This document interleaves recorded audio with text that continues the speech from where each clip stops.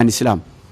C'est pourquoi nous disons que le Coran n'est pas Mamadou Bineta. Le Coran, un livre inimitable auquel le rêve ne peut accéder ni de devant ni de derrière. Une œuvre descendue de la part d'un infiniment sage et digne de toute louange. Ses discours ont été bien détaillés. Son éloquence a ébahi les esprits. Il a accaparé toute l'éloquence avec sa concision et ses tournées inédites. Le Coran, un livre merveilleux, l'accord celui de Dieu, le remède efficace. Il assure l'infaillibilité à celui qui s'y attache fermement et le salut à celui qui le suit. Le Coran renie à la fois la preuve et de ce qu'on veut prouver. Cela veut dire que l'origine divine du Saint-Coran se trouve dans l'harmonie du Coran, dans sa beauté, dans sa concision et dans son éloquence. Pendant que tu lis le Saint-Coran, à la recherche de son éloquence, de la beauté de son style et du génie de sa concision, tu te trouves en face de ses prescriptions et de ses interdits. Des grands savants non musulmans, ils ont étudié le Saint-Coran, comme le docteur Vagleri. Le docteur Vagleri, célèbre professeur à l'université de Naples. Et nous trouvons dans ce livre le Coran des réserves de sciences qui surpassent les talents, les capacités des plus intelligents, des plus puissants politiciens, ainsi que des plus grands philosophes. Et cela parce que le Coran n'est pas l'œuvre d'un homme, quelle que soit l'étendue de son savoir. Pas d'un homme qui aura vécu toute sa vie, rien d'un homme de science et de religion. Le docteur Bagley n'est pas un musulman. Et nous trouvons dans ce livre des réserves des sciences. Des sciences, mes frères et sœurs, en islam. C'est pourquoi le Coran nous parle de la science. Le Coran nous parle de l'empreinte digitale. Le Coran nous parle de théorie de Big Bang, l'astronomie. Le Coran nous parle du développement embryonnaire de l'homme. Le Coran nous parle de la création de l'homme. Le Coran nous dit que les montagnes ont la forme de piquets. Quel miracle du Saint-Coran? Qui l'a inspiré cela?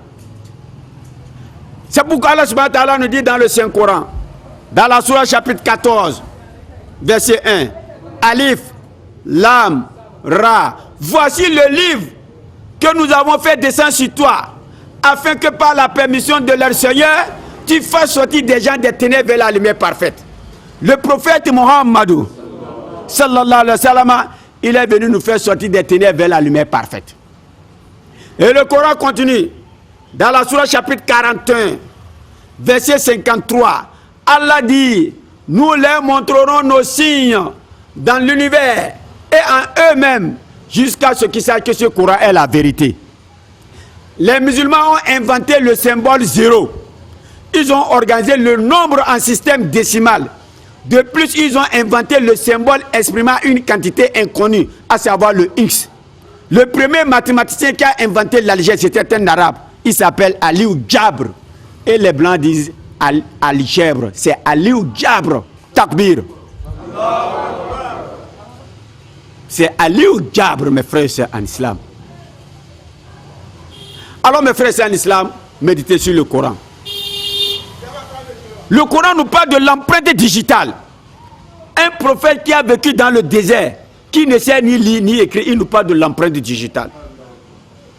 Le Coran nous dit, dans la Sourate chapitre 75, versets 3 à 4, Allah dit, l'homme pense-t-il que nous ne rayerons jamais ses os?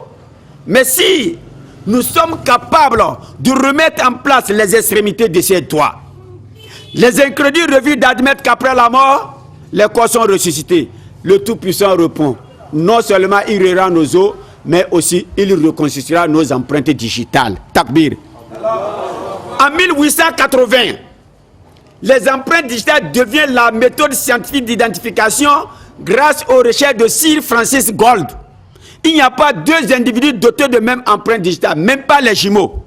Le Coran établit ce constat. Ce savoir peut-il être le fruit d'une inspiration divine ou humaine?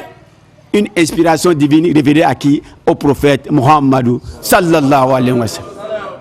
Le Coran nous parle de théorie de Big Bang, l'astronomie. Quel miracle du Saint-Coran? La Sourate chapitre 21, verset 30. Allah dit, ceux qui ont mécrit, n'ont-ils pas vu que nous avons créé les cieux et la terre en une masse compacte, puis nous les avons séparés et fait de l'eau toutes choses vivantes? Ne croiront-ils donc pas?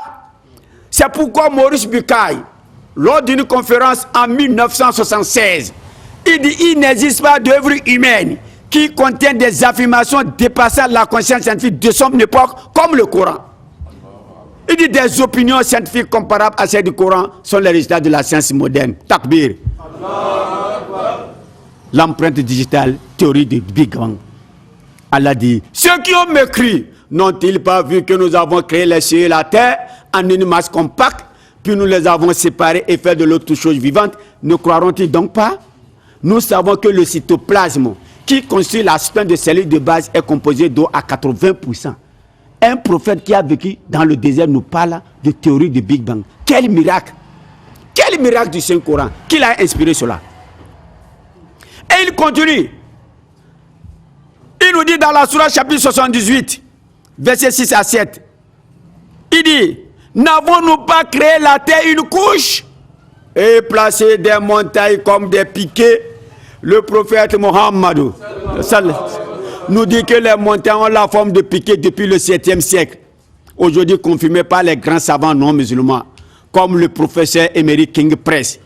King Press qui a été conseiller scientifique de l'ex-président américain Jimmy Carter pendant 12 ans, président de l'Académie scientifique nationale à Washington. Dans son livre, il dit les montagnes ont des racines sous-jacentes et ces racines sont profondément enfoncées dans le sol. Par conséquent, les montagnes ont la forme de piquets.